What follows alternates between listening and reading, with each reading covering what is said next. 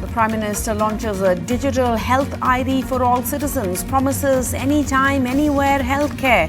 But with the health ID on mobile phones, are the poorest at a disadvantage? Over 1 crore vaccinations administered today as the pace of vaccinations picks up again. 16.3% of India is fully vaccinated, but in UP and Bihar, less than 10% fully vaccinated. A fresh setback to the Congress as the former Goa Chief Minister quits, saying he sees no hope or will to prevent the collapse of the Congress in Goa. Luisino Falero hints at joining the TMC ahead of the Goa polls. Now, the RSS-linked magazine targets Amazon. Panchajanya calls Amazon the East India Company 2.0, the BJP and the centre silent. Amazon's defence, over 25 lakh MSMEs work with us. High drama and frayed tempers on the last day of campaigning for the high-voltage Bhawanipur bypolls. All eyes now on the 30th of September and counting day the 3rd of October.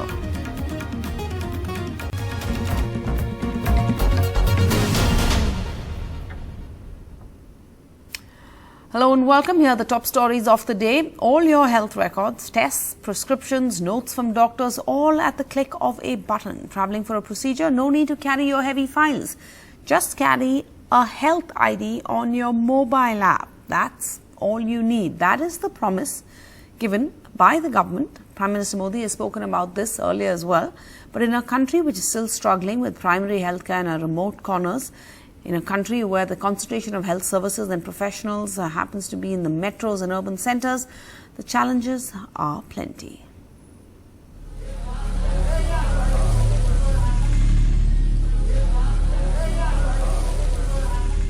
The COVID pandemic has pushed an estimated 230 million people back into poverty.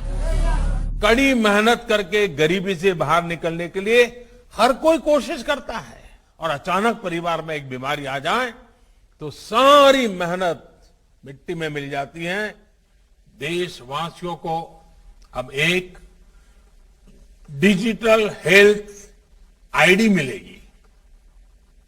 हर नागरिक का health record digitally सुरक्षित रहेगा। नमस्कार। Today, the Prime Minister said that the new digital health ID will help to address this. इन लक्ष्यों को प्राप्त करने के लिए प्रतिबद्ध हैं। This is how it will work. Every Indian will now get a digital health ID, which can be used to access all their health records. It can be used anywhere in India with no past paperwork required. Registries of healthcare professionals and facilities will be set up so that people can access it easily. This will create interoperability in the digital health ecosystem and ensure ease of doing business for doctors, hospitals and healthcare providers. It will also be available on a mobile app. The poorest Indians who need health coverage do not use smartphones. How they will benefit from this digital mission is an unanswered question. Public policy experts say that the digital health mission does not address the basic problems in the healthcare system, like the number of beds or doctors and nurses. From when is the absence of a healthcare ID a serious problem in access to healthcare? It is not so. Whatever contribution it has, it is overwhelmed by issues like the availability of skilled providers in many areas. And what is the value addition that a digital ID does for the patient? While questions on privacy are being raised since this policy is being passed without a data protection law in place, given recent tragedies, it is hoped that digital health IDs will genuinely improve access to healthcare. In New Delhi, Meher Pandey for NDTV. Ayushman.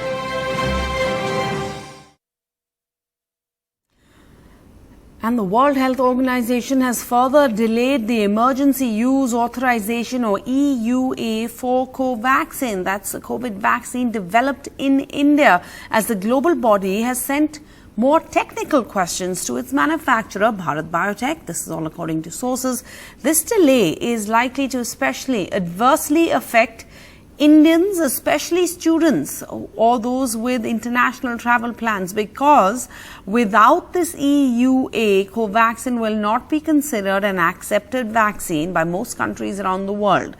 WHO's queries for Bharat Biotech comes despite the Hyderabad-based drug maker asserting that it has submitted all the data required for clearance. Now, the indication of a delay comes just days after the Union Health Ministry hinted that the global body was likely to give its nod anytime soon. Meanwhile, the pace of our vaccination has picked up once again. Over 1 crore vaccine doses were administered on Monday. India administered over 1 crore vaccinations for the 5th time. The Health Minister, Mansukh Mandavia, tweeted, "Congratulations to the nation as we administer another 1 crore COVID-19 vaccine doses."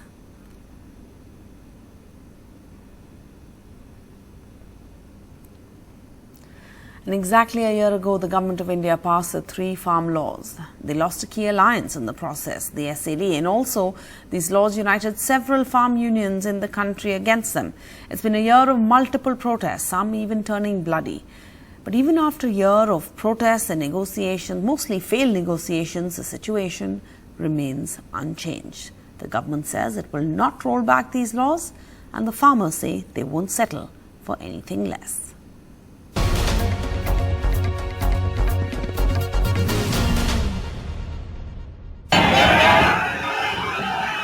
Farmers' frustration over the government's stand on farm bills breaking through.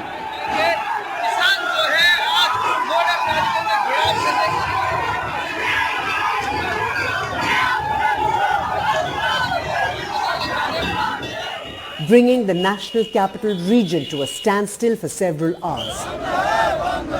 The Bharat Bandh across states, Haryana, Punjab, Delhi, UP, Bihar, Bengal, Andhra Pradesh, Karnataka, Tamil Nadu. Called by the Sanyukt Kisan Morcha, an umbrella body of over 40 farm unions, the bandh was held from 6 a.m. to 4 p.m., restricting movement on national highways and railway lines. In the morning, the Delhi-Meerut Expressway was blocked near the Ghazipur protest site, inconveniencing commuters. परेशानी तो हो ही रही है, ये बेकार की चीजें हैं, इसमें कोई फायदा नहीं है। गवर्नमेंट जो कर रही है वो ढंग का कर रही है, किसान अपना पॉलिटिक फायदा निकालने के लिए सब कर रहे हैं। आपको कितना समय हो गया जी यहाँ अभी खड़े हुए? सर हो गया होगा 10-15 मिनट। अगर किसी को दुखी करके हम प्रोटेस्ट कर रहे हैं तो वो अच्छा नहीं है। पिछले 6 महीने से हम पहले ही दुखी हैं। आम आदमी अगर रोज नौकरी नहीं करेगा तो खाएगा क्या? रोज करके खाना उसने दो। This is the gentleman who just told us that his relative was unwell and suffered. Those with emergencies were allowed to pass, like this man whose father suffered a cardiac arrest, had to be rushed to hospital. But farmers are adamant they will not give up. इस बंद ने तो मुंह बंद कर दिया है लोगों का, जो कह रहे थे कि सिर्फ उत्तर भारत का मामला है। Indeed, it's a problem, and I want to apologize. I want to apologize to anyone who suffered because of our band, but to a government which is not listening to the farmers after 10 months. You have to resort to something extraordinary. Despite declaring that they'll protest in poll-bound states, farmers insist their protest is not political. We are protesting the government's actions, says farm leader Tikai. He also dismissed the UP government's increasing sugarcane prices as too little, too late. हम तो case निपटा कर जाएंगे, बिल्कुल final करके जाएंगे। इसका सरकार का पर्चा पाड़ कर जाएंगे, बिना पर्चा पाड़ू कर जाने के नियम। घोषणा पत्र में 375 उन्होंने लिखा और दिया 5 साल बाद में 350। तो जो डिफरेंस है इसको कौन देगा? The BJP though insists that the farmers' plan to protest in Uttar Pradesh, Punjab and Uttarakhand ahead of the polls is political. देखो भैया, असल में कुछ राजनीतिक दल किसानों के ट्रैक्टर पर बैठकर अपनी ऊसर जमीन की जुताई में लगे हुए हैं। इसे कहते हैं कि किसानों के कंधे पे बंदूक और क्रिमिनल कॉन्स्पिरेसी का संदूक। In Bengaluru, protesters found a unique way to make their point. In Tamil Nadu, there was no bandh as the ruling DMK backs the farmers' demands, but left parties blocked roads across the state in solidarity. Protesters led by the left parties are blocking the Anna Saleh, an arterial road in Chennai, and police are detailing them. In fact, recently the Tamil Nadu Assembly had passed a resolution demanding repeal of these farm laws, saying that these are anti-farmers and these laws push farmers backwards economically by several decades. The protest seems set to continue, especially with elections ahead in many states. Tomorrow, farmers have called a panchayat in Chhattisgarh. Bureau Report, NDTV. And on the last day of campaigning for the high-voltage Bhabanipur by-polls, high drama, frayed tempers and calls by the BJP to suspend the polls after the BJP leader Dilip Ghosh was heckled allegedly by Trinamool supporters in the Polban constituency in Kolkata. The Trinamool claims intentional provocation by the BJP. Mamata Banerjee did not speak at all, but all eyes are now on the 30th of September and counting day on the 3rd of October.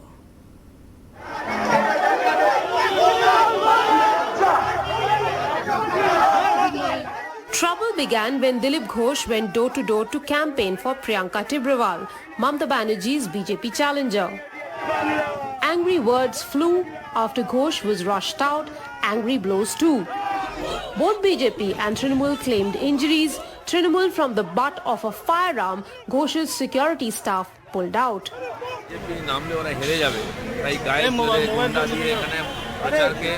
ব্যাহত করার চেষ্টা চলছে এইভাবে গণতন্ত্রকে হত্যা করে যারা জিতেছেন মণিপুরের মানুষ তারা ঠিক করুন এই হিংসা আর হত্যাকে স্বীকৃতি দেবেন না তারা গণতন্ত্র দিবেন Their effort is to create trouble because they know they're not going to win the elections.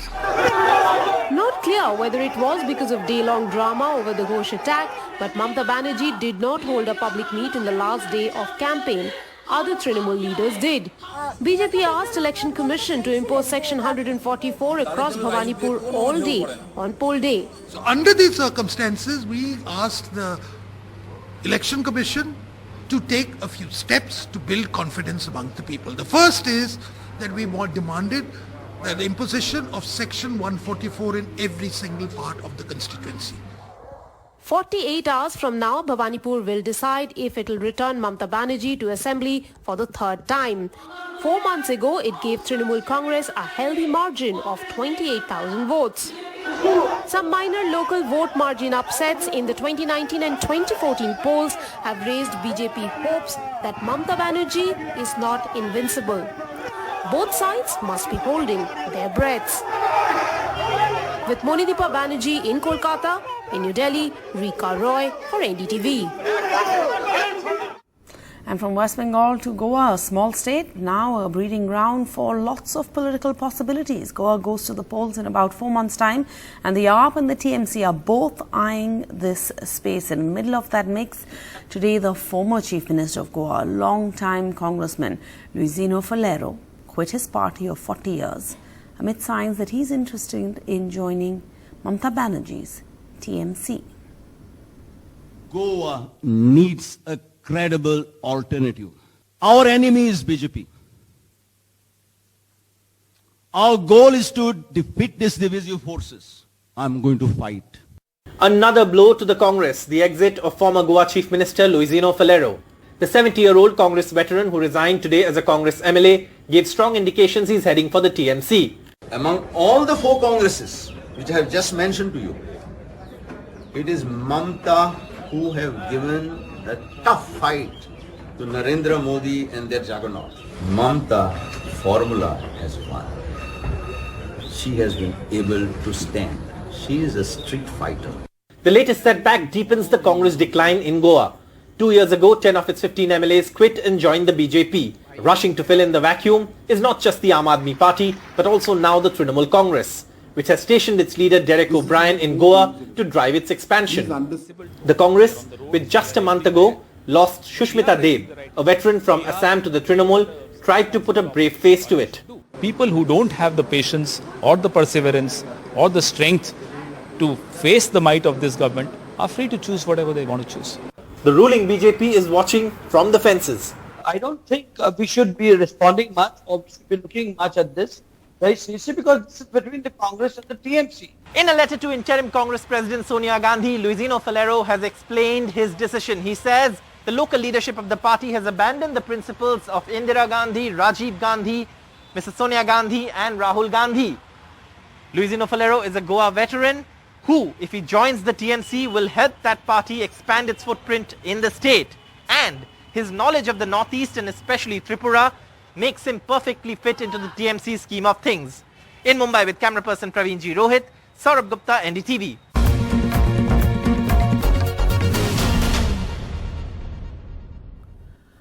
Welcome back. Now, Uttar Pradesh's 7 newly appointed ministers met with the Chief Minister Aditya Nath on Monday, a day after they were sworn in, and BJP sources have told NDTV that the intent is to use these new ministers more for caste-based outreach ahead of the 2022 state elections.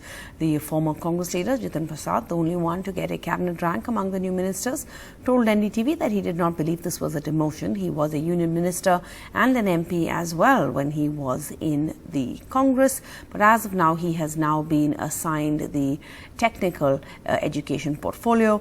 Sangeeta Balwant gets the MOS cooperatives.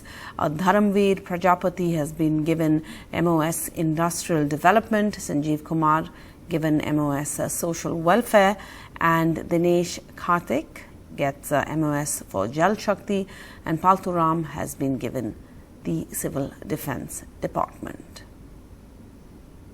Uttar Pradesh's newly inducted ministers meeting CM Aditya Nath for over an hour in Lucknow on day one after taking oath.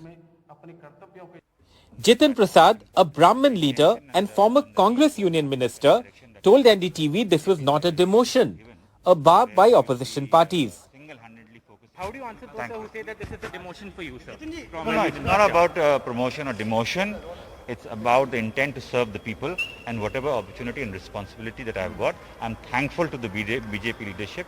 Especially, I'm grateful to the Honorable Prime Minister, the Party President JP Nadda ji, the Home Minister Amit Shah ji, and the Chief Minister who have imposed this trust and given me this responsibility. Sources say these newly appointed ministers will soon be given charge of the respective districts where they come from, and they will travel there and hold meetings and programs to carry out an outreach, not only among members of their caste but also with all prospective BJP supporters.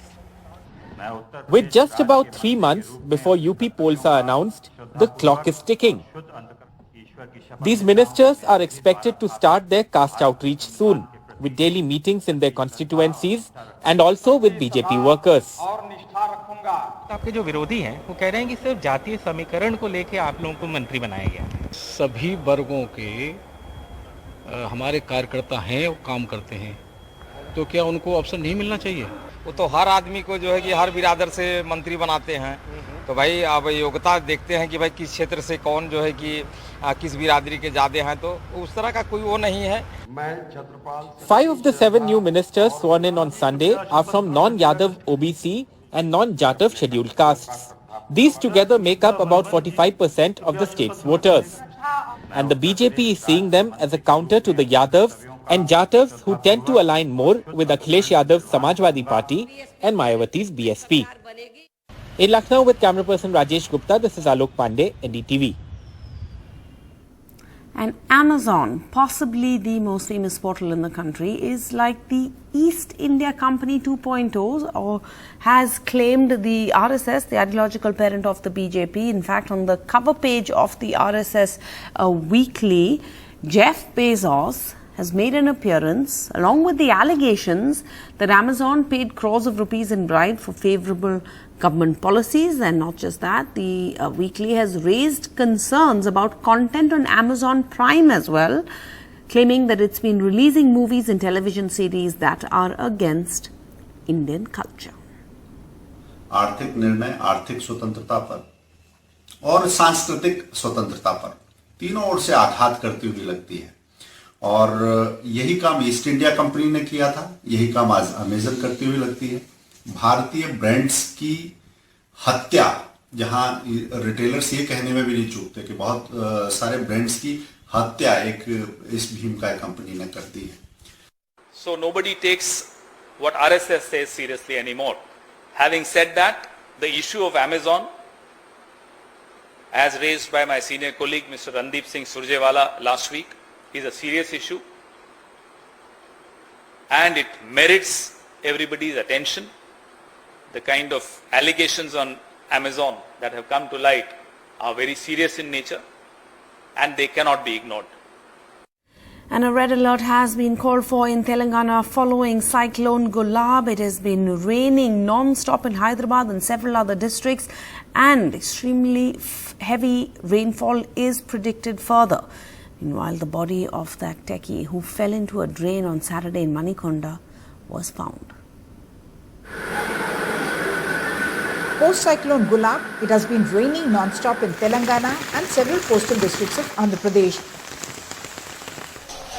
Over 20 centimeters rain, extremely heavy to heavy rain, has been predicted in the region for 3 days. A red alert has been declared in 14 districts of Telangana. The body of a 40-year-old techie, Rajnikant, who fell into a stormwater drain on Saturday at Manikonda, was found today. In Andhra Pradesh, rescue operations were carried out in the coastal districts of East Godavari as colonies got flooded.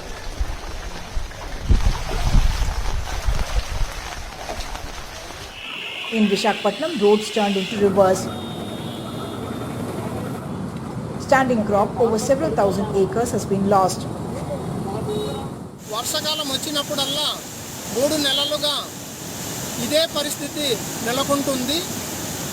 పెద్ద వర్షాలు వచ్చినప్పుడు అంతా మేము పండించిన పంటలు స్థానిక అరకు సంతలో తీసుకెళ్లి అమ్ముకోవాలన్నా మాకు. The Prime Minister has promised all help to Andhra Pradesh. The severe rain has disrupted road and rail traffic. A flash flood advisory has been issued in vulnerable areas even as the region braces for more rain.